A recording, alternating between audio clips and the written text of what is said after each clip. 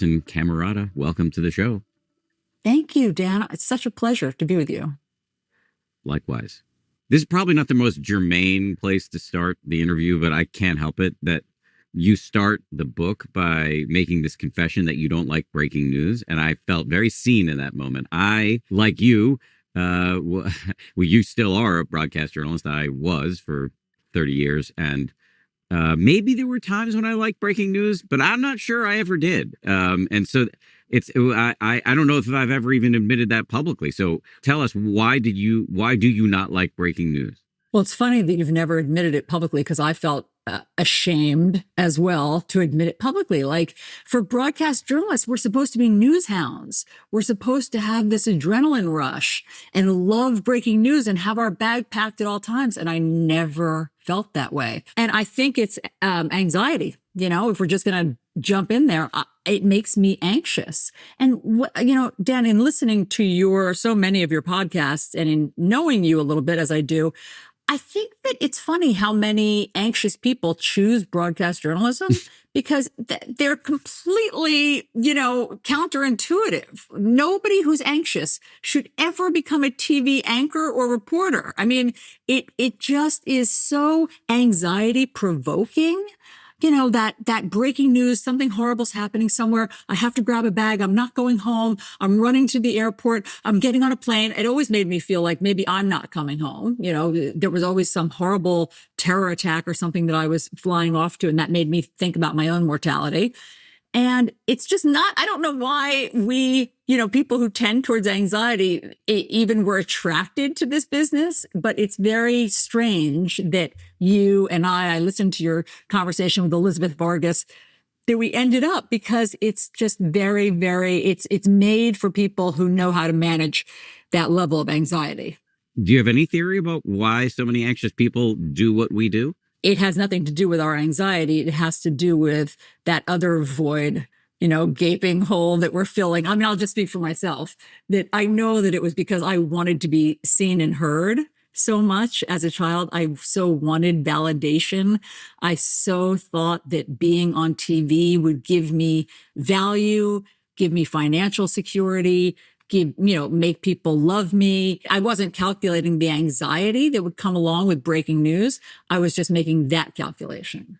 It's also inconvenient. You're right about this. I mean, this is the stuff that people who don't work in TV don't know, but you're not sleeping. You're at an earthquake or a mass shooting or whatever, and you are out in the cold often, or the heat, or and there's no food, and you've packed in a hurry and probably forgotten a bunch of shit. It's not just the anxiety and stress of it; it's the sort of indignity of it. I read about how I often forget pants. And I'm not joking. That's not a punchline. I will get to where I'm supposed to be going and realize, like, where are my pants? And I'm just ill-equipped for that level of breaking news and operating that many steps ahead and thinking that I'll need Cliff Bars and I'll need water and exactly what I'll need. However, that level of no creature comforts, I think I am equipped for. I don't love it. I don't love being out in the freezing cold, and I don't love being in the sweltering heat all day long. But, I do think that part of my turbulent teenagehood did equip me to, know how to eat a bag of chips for the whole day. I mean, I've joked about how there's nobody better at a stakeout for a criminal. I can hide in a car footwell for hours. I know how to do that. And so I can do that all day long. But that's a little bit different than breaking news. Like, that's a stakeout where I know that I'm going there. I know I'm just going to eat a bag of chips. I know I'm going to be hiding in the van stairwell, and then I'm going to spring out when the criminal comes out. And that I'm good at. But yeah, the breaking news is always very trying emotionally for me. It's funny because doing ambush interviews, where I remember chasing the CEO of Philip Morris International down the street once, and a bunch of times I've done these, where you find somebody who's accused of something and who is unwilling to talk to you after many, many requests. The network's lawyers say, fine, you can go surprised this person on the street or wherever. That's not breaking news. But like you, I loved that. I loved, especially when I felt righteous, like this is somebody who deserves to have their day ruined. Absolutely. I chased a telemarketer around, the kingpin of this telemarketing ring that had bilked all of these people out of their life savings by promising these, incredibly too good to be true salaries if they would just first send $12,000 to save their place in line for these incredible jobs that they were going to get, in a minute. He had a boiler room in South Florida, of course, as so many of them are. And I found his boiler room and went in with my camera and microphone and was like, where is he? And there were all these doors. It was sort of a house of mirrors to go in and open doors to try to find him. And then at one point I saw like a flash of him of somebody running out, and I chased him out to the parking lot, and I chased him to his car, and I stuffed the microphone in his face, and he got in his car and he peeled out, and we got the shot of him peeling out. And that did feel righteous. I totally agree. That was very satisfying. So there's something you and I both like about adrenaline, but there's a version of adrenaline that comes with breaking news that for some reason doesn't agree with us. Well, that one is not manageable to me. Again, with the stakeout, we know where we're going. We hope that we're going to find the perp.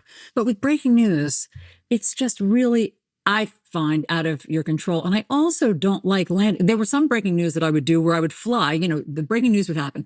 I'd grab my go bag. I'd race to the airport. I'd be on a flight and kind of off the grid, disconnected for 7 hours, and land and have a live shot to do, a half an hour later or 45 minutes later. And I wouldn't know what I was going to say. I hadn't been there long enough yet. I wasn't steeped in the story.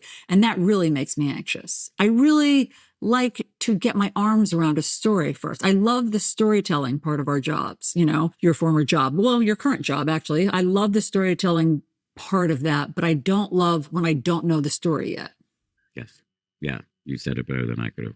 It's interesting. You said that you can't remember to put pants in the bag and all that stuff, that level of that kind of processing comes hard for you. But I've sat next to you as you've anchored the news, and I've been on there as like a panelist and watched you manage, a variety of different guests in the studio and people on satellite, and then the producers getting in your ear.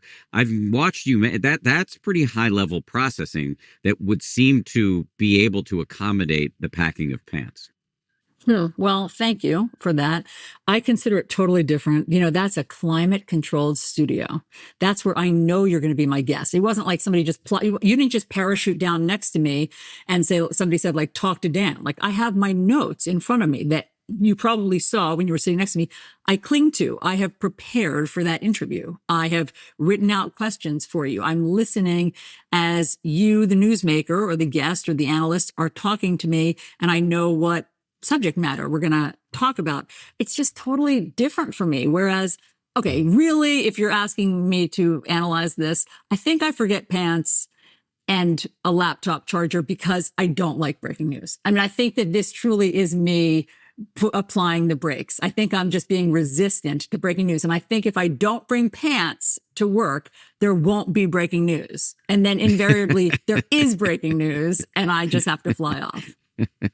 Okay, so you mentioned your tumultuous teenagehood, which is really the subject of, or much of what you cover in your new book, Combat Love. That kind of, it picks up on this theme that you've already established, which is that one of the reasons you became a TV reporter, notwithstanding your aversion to breaking news, is this desire to be seen and not heard. So maybe the best way to seen. Sorry, did I say seen but not heard? Mm-hmm. No, that's what I want for my child, not for you. I see. That's some old school parenting you're doing. I like that. Yes, yeah, lots of old school parenting. No, actually, I do the opposite. I'm way too coddling and throttling all of these old school impulses I might have. But anyway, all right. Well, we're going to talk about that, Dan. We're going to talk about that later because I'm not in favor of that.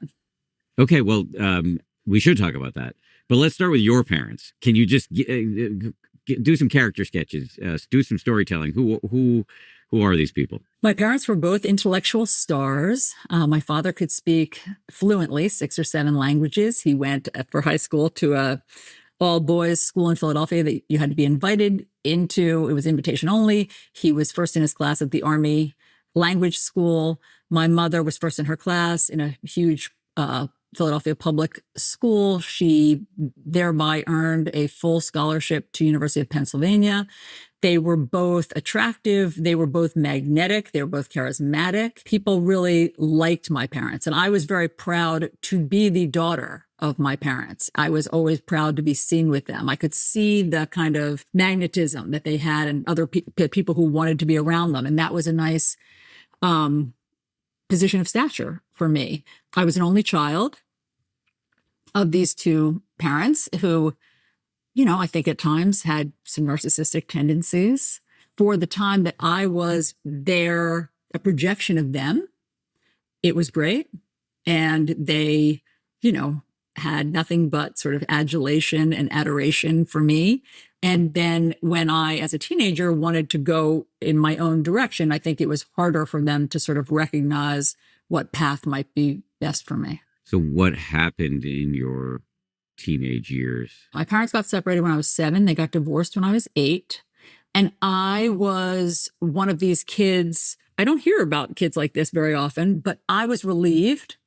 I wasn't devastated by my parents' divorce. I was relieved that my father had sort of become a heavy presence in our house. He was drinking heavily, but not ever to the point of any drunken episode or any anger management issues. He was sort of just disappearing into the furniture. He was clearly self-medicating, but that wasn't a word I knew at 7 and 8 years old. So I was relieved when my parents got separated, and there felt like there was a lightness in the house, and my mother sort of felt untethered. And this happened to be at the time of, in the 70s, of women's liberation, and out came the Carole King albums, and my mother and I would, belt out what independent women we were in the living room every night. And so there was a lightness after my father left. And that said, I think that what I've learned in writing the book from interviewing my mother is that things did not, though, get easier for her. So they got easier at first because my dad and whatever albatross he was on the sofa was gone. But financially, they got more challenging for her. And finding her way got more challenging for her. And she, I would say, lost her way at some point, or got confused about what the best way was. I was sort of unparented. I was one of the Gen X generation. I think this is a universal commonality among so many of us. We were semi-parented or unparented, even people who had nuclear families that were not children of divorce. I don't know where the parents were in the 80s. They weren't around. So we were a real free-range bunch in my town, doing whatever we wanted, basically. And I was particularly unparented because my mom was going back to school to get her PhD, and she was involved in a really intense romance. And I would say that I was sort of third priority after those two things. And so I got hyper attached to my friends and to my friends' families, and they became a surrogate family for me. And at the same time, at 13, I fell in love with this local punk rock band from Shrewsbury, New Jersey called Shrapnel. Over the next 2 years, I would follow them into various dicey and dangerous situations. And then when I was 15, my mother, on a whim, really, decided to move us 3,000 miles away from the only home I'd ever known in Shrewsbury, New Jersey, which is a really small town, to a place we knew virtually no one, Washington State. And she moved there because a man who had been in her life kind of lured her out there, and she was looking for some sort of stability and financial stability and emotional stability, but it was completely ill-advised that she follow him out there, but she did, and that falls apart immediately, and our relationship soon kind of unravels as well. And I end up leaving. We end up going our separate ways when I'm 16. Well, how do you go your separate ways from your mom as a minor? So my mother, by this point, has met another man. So that it immediately falls apart with the first man, whom I call Walter in the book. She immediately meets another man, whom I call Mac in the book. So for 9 months, we lived with Mac in a town called Bellingham, Washington, which is, just one of the most beautiful towns in the country. But I can't really see its beauty because I'm so uprooted and so, I miss my home so much and I'm so disoriented. So 10 months later, Mac gets offered a job in Pittsburgh. And my mother has never been able to find a job while we've been in Bellingham. She's tried and has not found a job because Bellingham doesn't have jobs for women with PhDs in creative arts education. And he gets offered a job in Pittsburgh. She knows that there will be more jobs for her in Pittsburgh.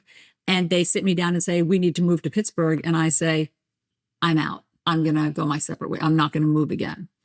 And so my mother says, what will you do? And I said, I don't know. Give me a couple of hours. Let me have the car keys. And I took the car and I went to my friend's parents who owned real estate in the town, who owned a big real estate company. And I pleaded my case to them and said, do you know of anybody who will take in a boarder? Do you know of any room to rent anywhere? And they were a really established family in town and had all sorts of fun toys for teenagers, like sports cars. And they had a plane and they had a beautiful boat and they had a beautiful house on the lake. And I was sort of secretly crossing my fingers that maybe they would want a daughter. And they called me a few hours later and said, we'd love for you to live with us. So instead of going back to New Jersey, you stayed in Bellingham with these fancy people. I would have gone back to New Jersey, I think, but I didn't know who would take me in New Jersey. I didn't have a home there anymore. My father had moved away from that town. So I didn't have a home there, and I just hadn't thought the plan through enough. So the first thing I could think was to go to this family's home, and they solved my problem. I guess the question is, did they? Because you've used the word home twice in the preceding paragraph. This book, as you've said, is all about, and this is a quote from you, it's a story about the elusive place called home. So maybe say a little bit more about that concept for you and its importance. So when my mother moved, when I was 15, that was the last time that I had a home, that I truly felt that I had a home for another 2 decades. So for the 2 decades, or maybe 15 years, I understood what home was back in Shrewsbury. I knew I had very close friends. I knew the rules. We all had the same New Jersey accent. I knew the music. I had a tremendous sense of belonging. And so at 15, when I lost that sense of belonging and landed in this foreign land called Bellingham, Washington, where I also had friends, by the way, I also made friends, and I also ended up having a very intense love relationship there that was very special to me, still is. I wasn't that I was lonely, it's that I was disoriented, and that I knew all along it wasn't my home. I didn't understand evergreens and mountains. I understood the beach.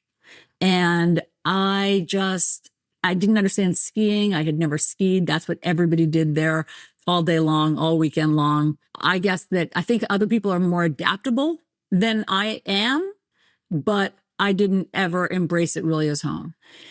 And so I crawled my way back. So I lived with this wonderful family for that year. I was a junior in high school. So I lived with them for my junior year of high school. And then I wrote a letter back to my old school and pleaded my case in New Jersey, my old school in New Jersey, and pleaded my case and said, I really miss home. And I want to come back for my senior year. And I miss everything about New Jersey. And does anybody know of, again, a spare room or anybody who would take in a boarder? And a family wrote back to me and said, we'd be happy to take you in.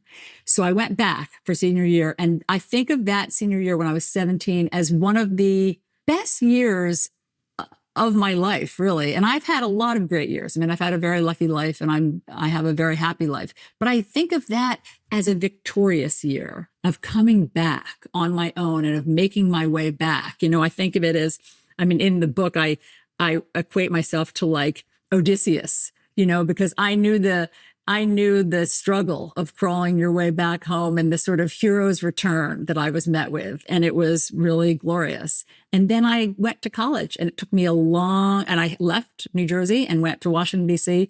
And it took me many, many, many years to find that sense of home again. How did you finally find it?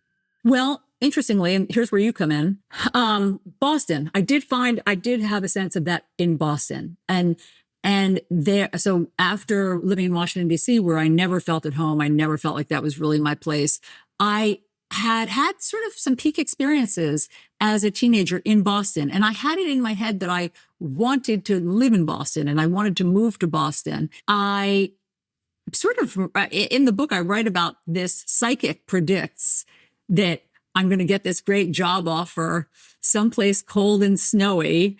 And I hadn't applied to any job in Boston. And a week after the psychic tells me this, I get a phone call from a guy who's starting a national morning show. Well, Joel Cheatwood, whose name you'll know. So Joel Cheatwood was a big TV producer in our day. And he was starting a national TV show, but nobody knew that yet. And it was going to be based in Boston. And I truly felt as though like serendipity and fate had found me, and like the heavens had bestowed their goodness, their pixie dust on me. And so I moved to Boston, and I was already primed to love Boston because I believed I would love it. And I loved it. I loved every second of Boston. So I just have a natural affinity. There are some places that maybe we all have a natural affinity for, and maybe there's some places that we have a natural antipathy for. I certainly do, but I do think most people are more adaptable than I am.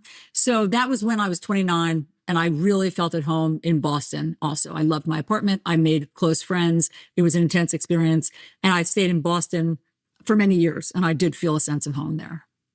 I want to get back to home and what it means, but just to say about Boston, you brought me into it.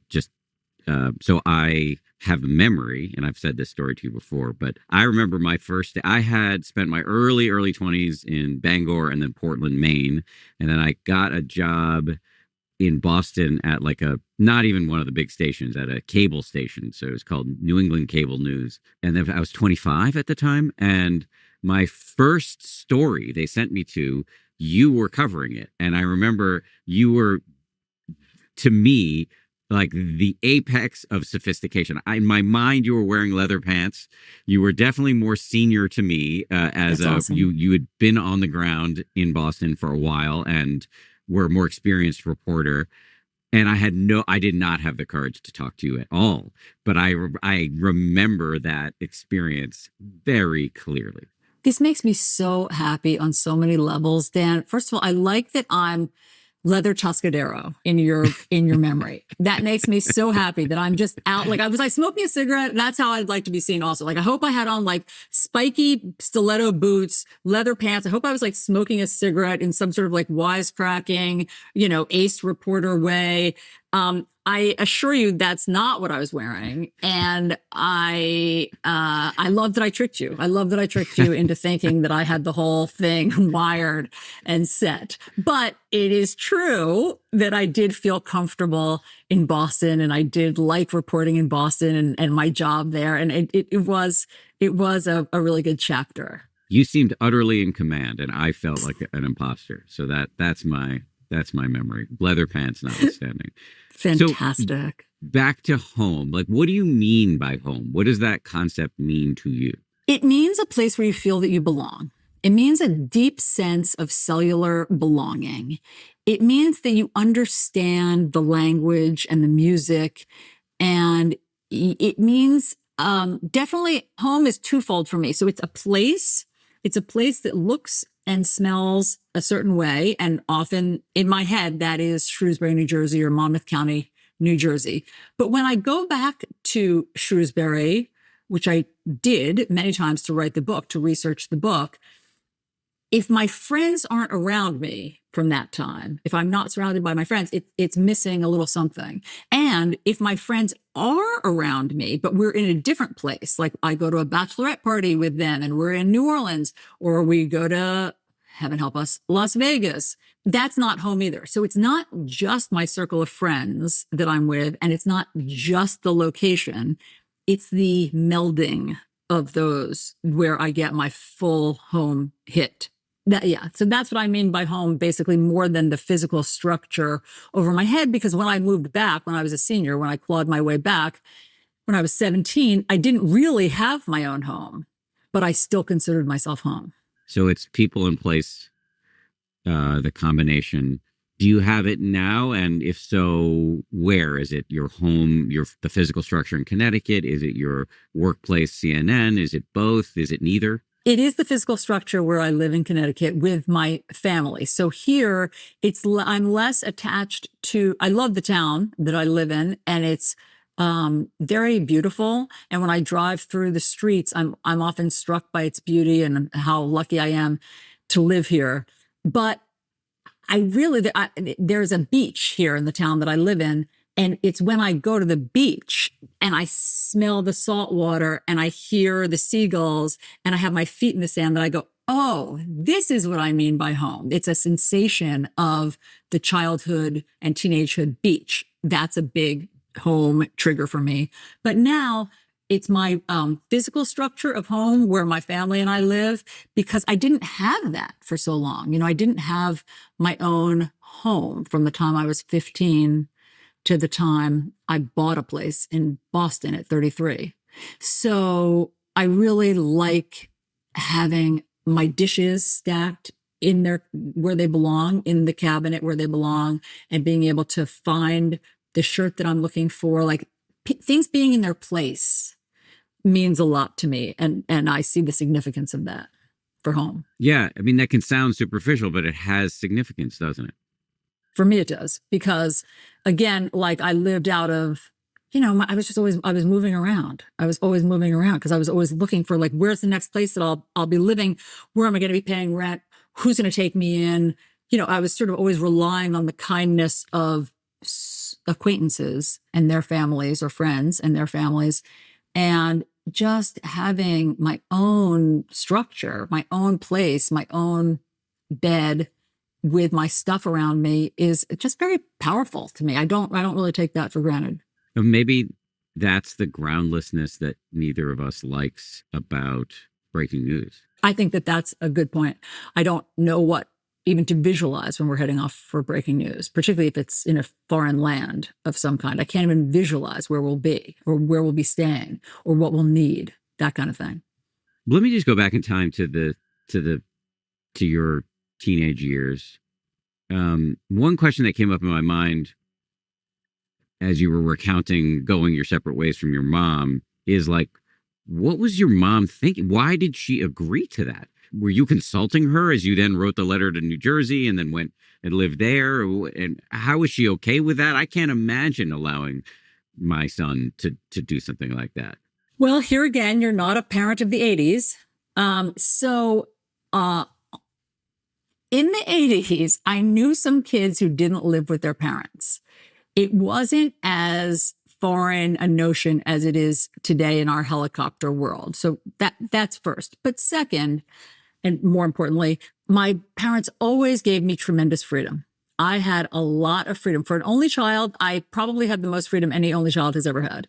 I made my own decisions. They treated me as though I was smart enough and grown up enough to make my own decisions. I decided in halfway through 5th grade that I didn't like my public school anymore. My mother took me around to see some other schools. There was one that I liked best. They told me, it's your decision. And it was really hard for me because I was terrified to leave my friends. And they said, it's up to you. We're not going to make this decision for you. And I decided to go. And they just always kind of imbued me with a lot of independence. So by the time I say at 16, give me the car keys, I'm going to go figure this out, my mother knows that I am going to figure it out. I was already resourceful. I was already working. I was already just really self-sufficient. And she knew, because she had made these kind of foolhardy decisions for us of moving across the country and how devastated I was to do that, that she had lost the authority to make me go. She just knew that that was over. And last, she didn't think that going to so by then I'd been to 3 high schools. She didn't think that by going to a 4th high school in October of my junior year, that was going to be great for my mental health. That was going to be great for my transcript, for my college, prospects. So she just knew I was right. I was right that I was supposed to stay there. And she couldn't have stayed. We could never have afforded it. If she had stayed with me without a job, that didn't work. That equation didn't work.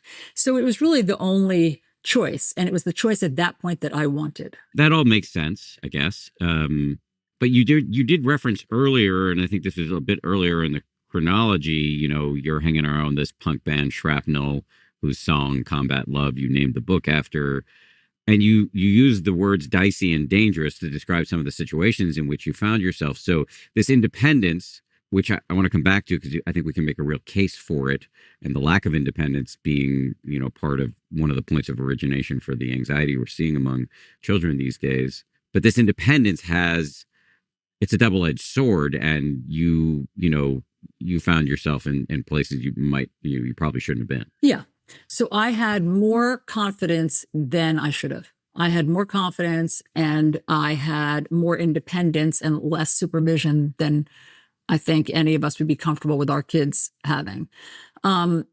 So I had a lot of confidence in my own ability to talk myself in or out of a dicey situation, my own ability to just kind of get what I wanted as a teenager. So I did that a lot. I did that a lot. I didn't have a lot of money or resources, but I had a lot of moxie, and I just didn't want to be told no. So I would go off to CBGBs, or I would go off to see Shrapnel wherever without any money, without really a plan. All sorts of shit would go down. Like there's one scene I talk about in the book where there's a night where the 2 guys that I rode with were notoriously the hardest drug doing, most dangerous, truly leather wearing guys in my town. And I hitched a ride with them to see Shrapnel. And from the second I got into the Dodge Dart and it was speeding up the New Jersey Parkway to New Jersey, I just had that horrible sinking feeling in my stomach, like, oh God, oh God, oh God, this was a mistake. And I prayed, don't let me have to go home in this car. Please, God, please do not let me have to make this return home in the car, because they were already drinking. There was already whatever kind of drug use, and I was petrified. But when I got there, it kind of all seemed worth it because I was excited to see Shrapnel. And then lo and behold, the driver, my prayers were answered. My prayers, God intervened, and my prayers were answered by making the driver pass out from the drugs he had done and be unrevivable. And I was like, thank God. And so then I was very happy that he was not going to be able to drive us home. But I didn't calculate that I was stranded. And I was stranded at, 1:30 in the morning on a burned out corner in Queens. Then, I had to figure out, there was more divine intervention in that story. So when people read the book, there was another stroke of divine intervention that saved me. But yeah, like that's not whatever. That's not a 15-year-old using great judgment, because maybe 15-year-olds and their frontal lobe doesn't actually have great judgment. I think that's inarguable. How does all of this inform your parenting style now? And how old are your kids? 19, 19, and 17. It informs my parenting style in the way that I wish that my kids could have a little bit more of the freedom and self-sufficiency and electricity that I felt as a teenager. I don't think we're doing them any favors by constantly monitoring them and helicopter parenting them and bubble wrapping them before they ever leave the house. I am happy that they're not stranded on a burned out corner in Queens at 1:30 in the morning with no money and no way home, for sure. But I wish that they had a little bit more of an opportunity to have to fend for themselves and figure stuff out. So in my own way, I've tried to do that. I mean, feebly, I guess I would say, because I think that our entire culture right now is set up for the helicoptering from, the GPS systems and the constant monitoring on our phones and being so connected via our phones. So I see that I'm, tilting at windmills, but I, in my own way, try with their papers, with their school decisions, to just back off, to back off. And I try to be as unhovering as possible in this current climate. I think personally that sounds like the right strategy. And you earlier indicated that you had some things to say about my stifling my old school parenting urges. I think I've probably stifled them too much at times. I mean, I don't want to be snapping at the kid, but I think I hover, and because seeing him in distress or confusion or anxiety causes me, it's like I'm unwilling. It's selfish in some ways. I'm unwilling to be able to countenance his discomfort. Because it is uncomfortable. It is uncomfortable to see your kid in distress, for sure. And I'm not, advocating old school like corporal punishment, by the way. By the way, I think we've made some very good adjustments from the 70s, the 60s, 70s, and 80s. But I was objecting to you saying that you're coddling your son, because I just don't think any good comes from that. I mean, I think that, I know there's a happy medium somewhere, but I know we haven't achieved it yet. I think we were too unparented in the 80s and definitely idle hands for the devil's workshop. And I think that we got into a lot of trouble, and we definitely could have used more supervision, but the pendulum has swung too far. I'm sure of it. So if there's any way for you to just leave the room when your son is in distress and just give it, I don't know, set a timer for a half an hour and see if he can figure it out himself. I think that would be the most helpful thing you could do. Yeah, I mean, I'm with you. I had an intact family in the 80s, and 70s and 80s, but they basically gave up at age 15 or something like that, and I was totally free range.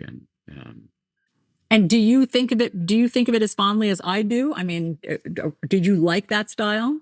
I loved it. Those were some of the happiest years of my life, and looking back at it, I have very similar feelings, I think, to what you've described, where I'm surprised that I and my friends survived, because we did some coweringly stupid and risky things. And yeah, my wife sometimes will joke that, like, every once in a while she'll hear some news story and she cannot believe what she's hearing.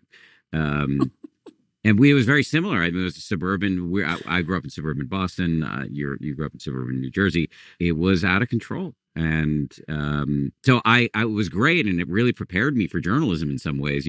I'm reasonably good in chaos, and I'm crafty and resourceful, and all of that stuff. And this is what I hear in your story. And there's no fucking way I'd let my kid do that, but. Or another, and I think there's a happy medium, and we have not struck it. I totally agree. For instance, I'm very glad that we moved away from the rampant drunk driving of the 80s. Yes. Good. That's been a good update. There was constant drunk driving until, Mothers Against Drunk Driving and other things decided to pass legislation and decided to lobby. And that has been absolutely an improvement on every level, for sure. And I think that the fact that we're more sophisticated emotionally, and we talk to our kids and don't, I think, suppress their feelings and our feelings as much. Great, huge improvement to have more communication. And I definitely think we've evolved since the 80s. And if we could just have done those two things, stop the drunk driving and been more evolved parents with more communication, I think we'd have kind of an Uber generation, but we took it too far. So you've written this book. It's very personal. All the things we've talked about are in there. You also talk about panic attacks and your time at Fox News, and there's a lot of stuff in there. And I guess I'm asking this question as somebody else, as somebody who's also been a journalist and then wrote a memoir. And do you have any feelings, tricky feelings about making yourself the story? Because our training really is to not do that. Right. I mean, that's what we were always told. Don't make yourself the story. Check your bias at the door. You know, it's actually the opposite, Dan. What I started to feel fairly recently in the past few years was by insisting on that tabula rasa anchor mask that we were trained to wear at all times, I started to feel that it was actually not a disservice so much as a barrier. It was a barrier to a real human connection. And there is definitely a place for that. I mean, I think that journalism's very valuable. I'm very happy that I was a conduit to be able to tell other people's stories. That's what I've done for the past 30 years. I've been a conduit to telling other people's stories. But I just remember, I mean, the story that comes to mind is the George Floyd killing. The next day, I think I got the first national interview with Philonis Floyd, who was his brother. And it was a long interview. It was one of these interviews where the minute he came on via satellite, we realized that he was just sort of operating at a different level. He was already saying profound, deeply profound, and sort of poetic things, even in his most raw grief. He was crying during some of the interview. He just already seemed like a really special person looking for justice for his brother. I think the live interview was about 15 minutes long, which, as you know, is an eternity in TV news. And we hadn't planned to go that long, but he just was so compelling. Okay, so then the interview ends, and I know you've had this experience. My phone lights up like a Christmas tree. Fantastic interview, Alisyn. Oh my gosh, that was so wonderful. You're the best. You're so wonderful. You're so fantastic. And I usually like those accolades for sure. But in that one, I felt a little bit like I just had somebody at his most raw grief. I asked him to be really vulnerable. I was straight-faced, and I'm getting accolades for, like, we ask a lot of the people that we interview. We ask a lot. We ask them to pull off their mask, and I'm not going to pull off my mask. The satellite was also, like, if he had been there in person, I don't think I would have felt as disconnected or whatever as I did. I would have been able to reach out to him or hug him or hold his hand or say something in person during a commercial break or whatever. But because, like, satellite ends, he says goodbye, I get the accolades, on to the next thing, that I started to feel like maybe just peeling back the curtain a little bit on my own life might help people connect. And Dan, actually, now that I think about it, when you and I went to lunch years ago, and I told you that I was considering doing this, and I wondered if it had ruined your life by being so candid and honest, and we went with our good pal, John Berman, and I was, just wondering how you had dealt with all of that. And you did it too. I mean, you did it first. You pulled back the curtain and showed that you had struggled with something that is a fairly common issue of anxiety attacks and drug abuse. And you were in a much more straight news job at the time. And so I don't know, that gave me a little bit of courage to think that I think people will be able to connect with my story too. Yeah, I mean, I think everything you're saying makes a lot of sense to me. And I think there's probably a way to do it wrong and a way to do it right. Some part of me has some sort of feelings about all these news anchors who are writing personal stories, and I don't know why. And maybe it's because I still have this. It's totally hypocritical because I did it. I was among the first to do it, and I went hard at the personal revelations. But I still have this sense that, well, in our job, it is, at its highest form, a public service, and it shouldn't be all about us. But then I can make the counter argument that it is a public service to be honest about yourself, because that it normalizes these experiences for people and gives them permission. Yeah. So I guess what you're hearing is some inner conflict. Well, I do hear your ambivalence. And I guess I would say to you that it can be both and. It can. We did, I think we have done great service for helping amplify the voices of others and the stories of others. And I really like doing that. And I'm not trading that in for this. But I also think that by being on TV, you give off an image of being a little perfect, because we're at our most perfect when we're on that screen. We're well coiffed. I have a mask of makeup on. I'm in my jewel tones. We're well lit. And there can be a feeling that, we've never had a hard day in our life. And okay, that's cool. I like that. I like that image for a while.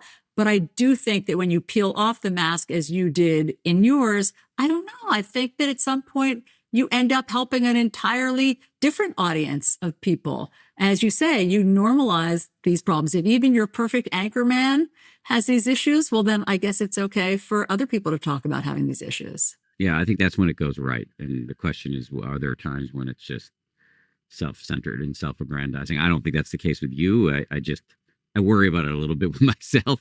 There was a hilarious article in the Daily Mail after my book came out 10 years ago, something like balding, self-obsessed anchorman. So there was like something in the headline, and I love it. I mean, it's hilarious, but part of it stung a little bit. I'm taking umbrage at this for you. I don't like a reference to a receding hairline if it's just not true.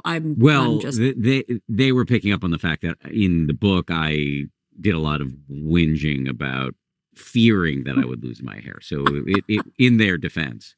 No, I don't think that's journalism. I'm sorry. I don't like that. You say, or at least intimate in your book, that one of your hopes is that in these, and I think maybe I'm reading between the lines, you'll tell me, that we live in such polarized times. You work for a network that is just really has become, I guess, along with the New York Times, like the sort of avatar or shorthand for what people on the right might call like libtards or whatever, that's what they call us. It's become the shorthand for liberal bias in the media. CNN has, and I believe you kind of intimate or even say outright that maybe something about humanizing yourself can turn down the volume on this polarization a little bit. Am I picking that up correctly? Yes, you're picking it up correctly, because that is my ardent hope every day. And it's not just by sharing my story. I just think that it's sort of, again, build a bridge. It's building a bridge rather than creating a divide. So however I can build that bridge, and I do it on the air. I try to do it on the air all the time. I'm always happy to talk to any side. And I think that regular humans are not as polarized as campaigns would have you believe, or as some cable news outlets would have you believe, or some partisans would have you believe. I just don't think that's true. I think that, well, I know it's not true. The numbers suggest that the vast majority of Americans are in the middle. And so there are definitely loud fringes, but they're not the majority. So, I've always felt that, having worked at Fox and CNN, and before that, ABC and NBC, has given me, I think, a helpful worldview and viewpoint. And I don't like putting people in boxes. I don't like when somebody puts me in a box. So I don't like when people are considered straight up partisan. I don't know that is really how most people are. And so, part and parcel of all of that political talk, or whatever cable news talk, I do think that what is really more of a bridge than our politics is our life stories. And so our stories of survival, our stories of struggle. It doesn't matter, anxiety attacks don't care if you're a Republican or a Democrat. Drug problems don't care if you're a Democrat or a Republican. So to me, talking about those things build more bridges. Yeah, I think you're onto something. We're talking about polarization. I'm curious if you have any thoughts on how we can survive the news cycle. What techniques do you use to stay sane in the midst of all of this? And what would you recommend to news consumers?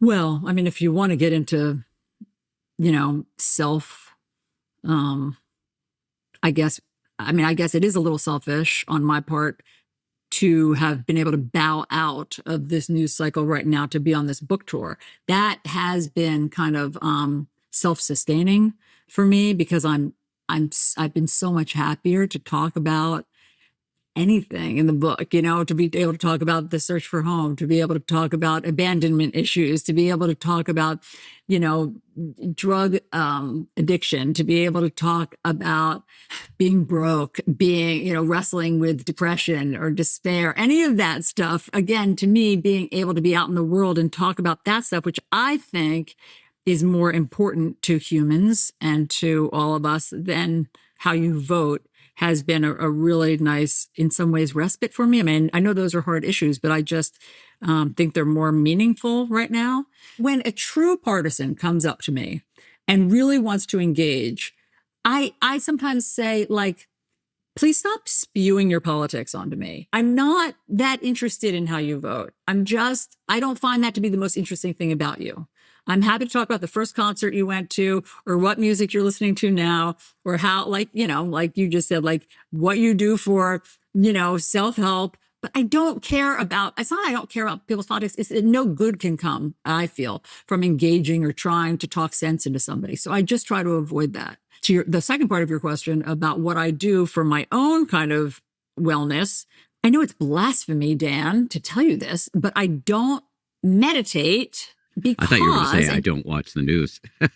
No, I don't meditate because obviously I know that's totally off message, but here's what I was going to bounce off of you, and you can tell me if I'm full of shit. I think that I can achieve an alpha state, like an alpha brainwave, pretty easily. Like, I think that I'm always kind of close to a meditative state, or possibly comatose. Like, I sleep very well. I sleep many hours a night. I've never had a problem with that.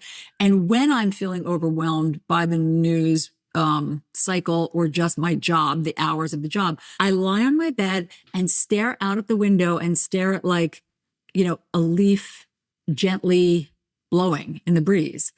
And that's very therapeutic to me. And that's it. Like, I don't consider that meditating.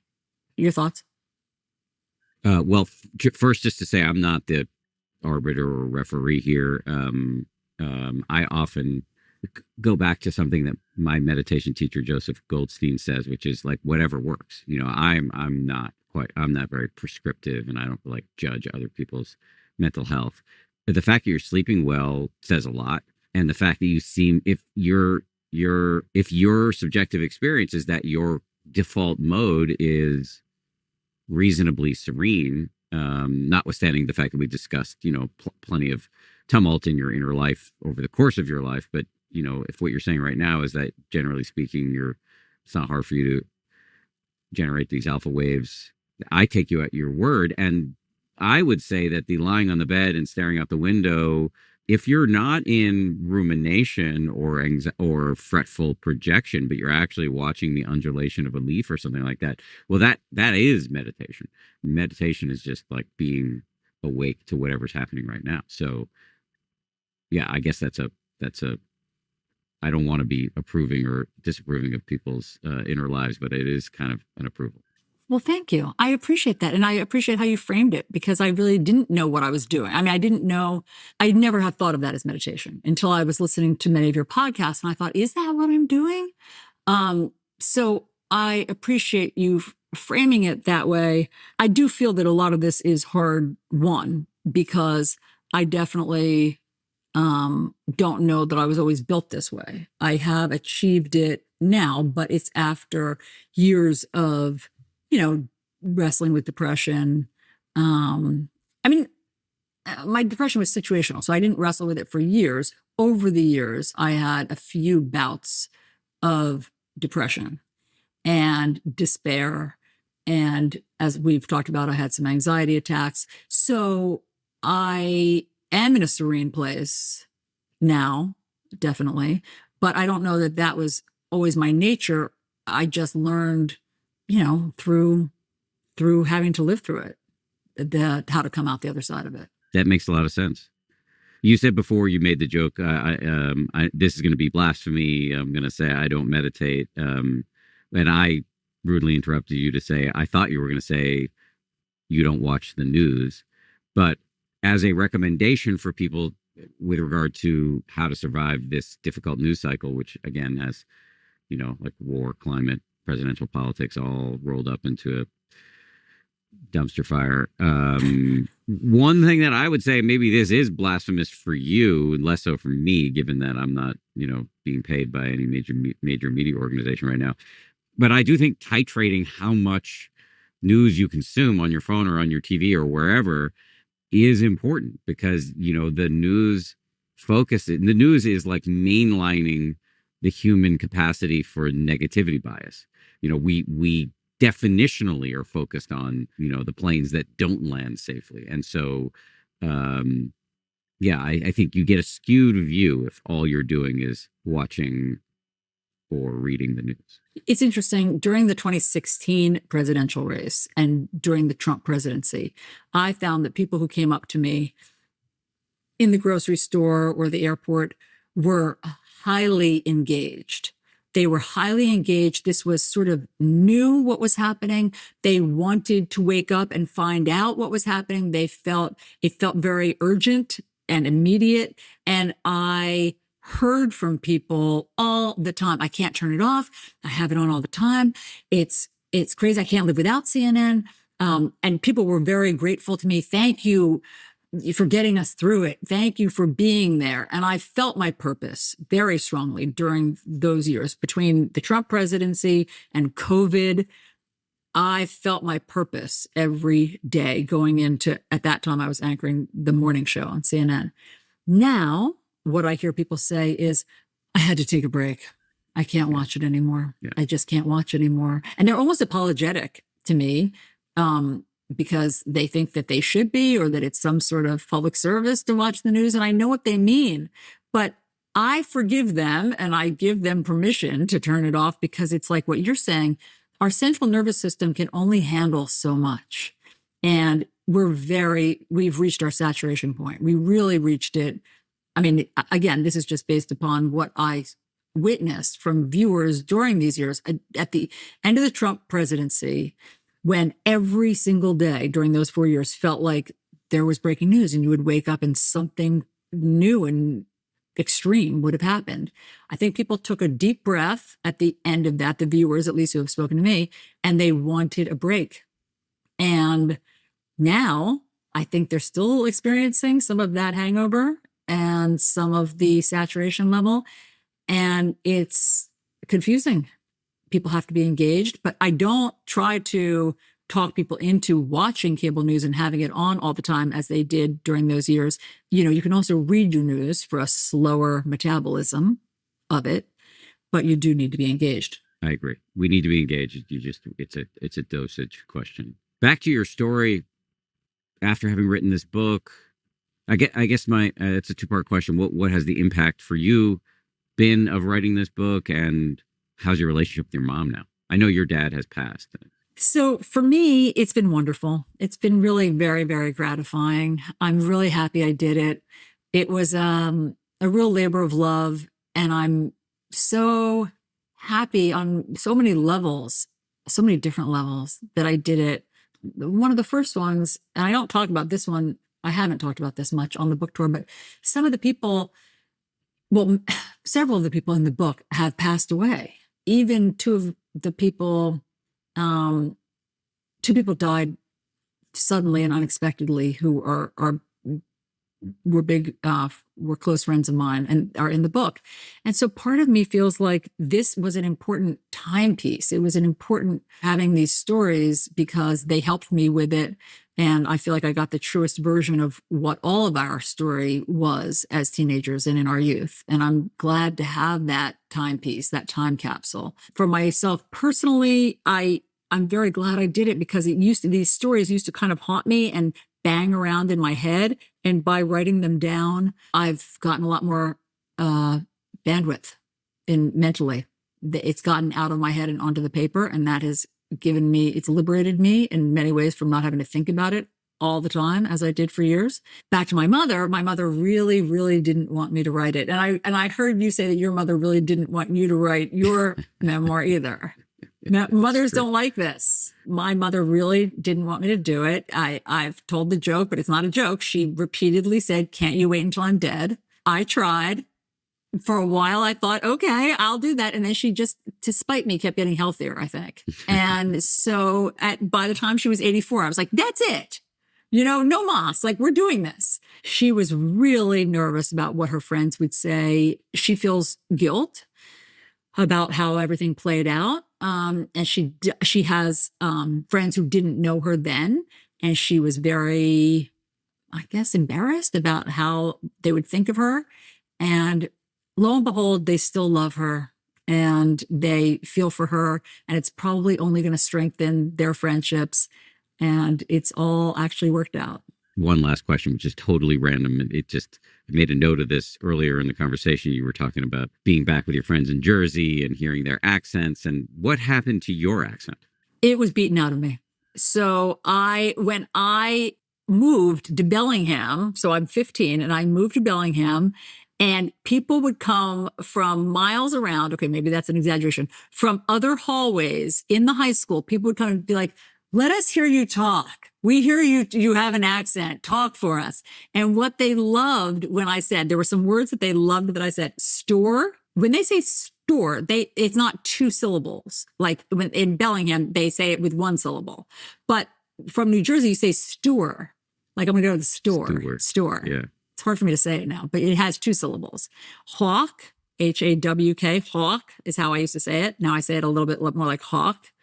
They say hawk without the W, which makes no sense. Sarah, I say the name Sarah. They say Sarah. Hot dog. I used to say hot dog when I moved there, and they would be like, "What? How?" They thought that was the funniest word that they'd ever heard anybody say, that a dog had a W in it. So because they would, they just made me say it so many times that I lost some of it. So by the time I moved back, I didn't have as thick of an accent. And TV news has a way of also, beating the hot dog out of you. Yes, it does. Is there something you were hoping to get to that we didn't get to? Well, you and I haven't bonded about our anxiety attacks. Shouldn't we talk about that? Sure. When was the last time you had one? The last time I had one was senior year in college. Oh, so okay. I guess I was. You're an amateur. Yeah, it's true. Or was I a charter member? I mean, so I was, probably 21 when I last had one. As Mr. Rogers says, what you can mention can be managed. And so once I had a name for it, this is an anxiety attack. I'm not actually dying or having a heart attack. That helped me. And, I just on my own knew that taking deep breaths would help me and slowing down whatever I was doing. But again, to your experience, I am amazed, Dan, that as somebody who had anxiety attacks, that you could be on the air. I can't think of anything more anxiety provoking than being live on the air. Like, that's really quite a high wire act that you were doing, that you were on the air while having anxiety attacks. It was really hard. Speaking of you, I was joking when I called you an amateur. I mean, meaning more like it's still a big part of my life, panic. It is. But I mean, in other words, you still feel that you feel one coming on, you have to manage it. Yeah. For me, a big variable is exposure. After I got over the panic attacks I had in 2004 and 2005, I had some coping mechanisms and I stopped doing cocaine, which really helped. But I was on TV so consistently that, the brain just kind of acclimates. But now that I've retired from TV news, when I go back on, it's very hard. And actually, some of my first experiences of going back on TV after having retired were with you. There was a period of time, I don't know, maybe a year or two ago, where you were anchoring the 10 o'clock show on CNN, and it was a panel show, and a couple of months where I was being invited to be on the panel. Backstory, they may cut this, but this was never really made public, but I had signed a contract with CNN to do a kind of documentary series about happiness all over the world. But they then they nuked the documentary unit. So until recently I was getting paid to not do this show. Wow. And so there was a period of time when you guys were asking me to come on the show, but actually I wasn't allowed to do it because I was a tax write-off for CNN, and I so didn't know any of this. yeah, so I didn't say any of this at the time. So I stopped coming on because I wasn't allowed to come on, I think. Nor was I allowed to go on other networks contractually. But now that contract's over, so I'm starting to do more stuff. Anyway, I bring this up. That was a digression. But there were times when I would come on the show where I had been off the air for a year, and I was panicky. And I remember times where you would ask me a question, and I would say things, and I would dissociate because I didn't. It felt so surreal, and I thought the panic was going to come, and I was bracing for it, and words were coming out of my mouth, and it all felt very surreal and not in a bad way. Well, I'm really sorry to hear that because you fake it really well. You're such a professional and you're so articulate and you know your stuff. And so you fake it really well. I mean, obviously you come ready to play and, that helps a lot. I know what you mean. Being on TV is a muscle that you have to use, I find. So even I'm not doing a daily show right now.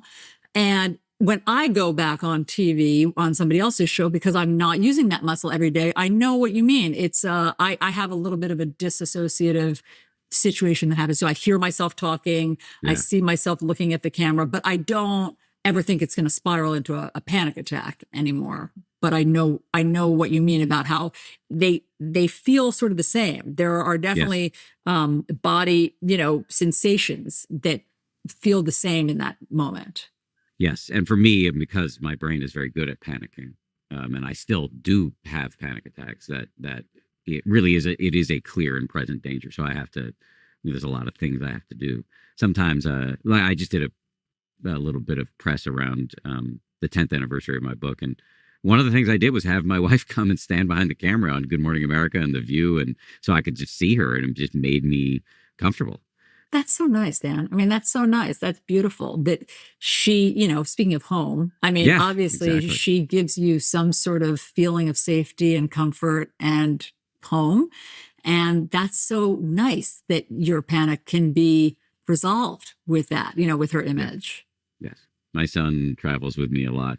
He's 9. And one of the things we do is travel together when I'm giving talks, because I do give a lot of talks, and people ask him what his job is, and he says he's my emotional support animal.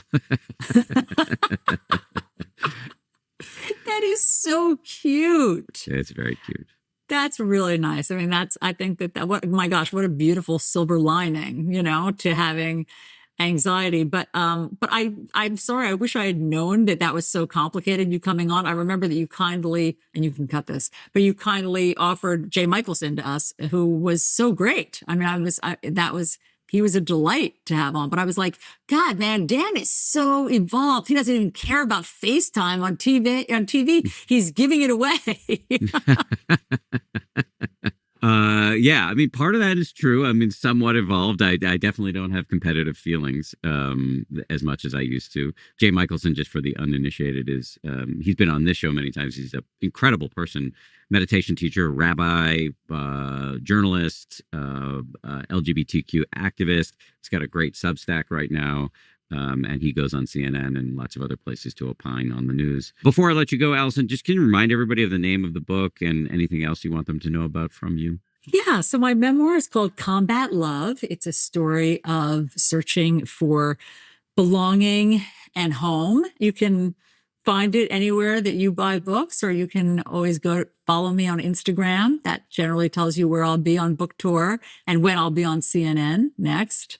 That's how you can keep up with me. And there was a novel several years prior, I believe it was Amanda Wakes Up. Mm-hmm. Amanda Wakes Up, which was the story of an ambitious young broadcast journalist, wannabe anchor, working her way up at a kind of pseudo cable news network that was pretending to represent both sides, but really just cared about ratings. So basically, that was a memoir too. Yes, that was a memoir too, because I write what I know, as all early writers do. Such a pleasure. Thank you for your time. It was great to have you on. Thanks, Dan. Such a pleasure to talk to you.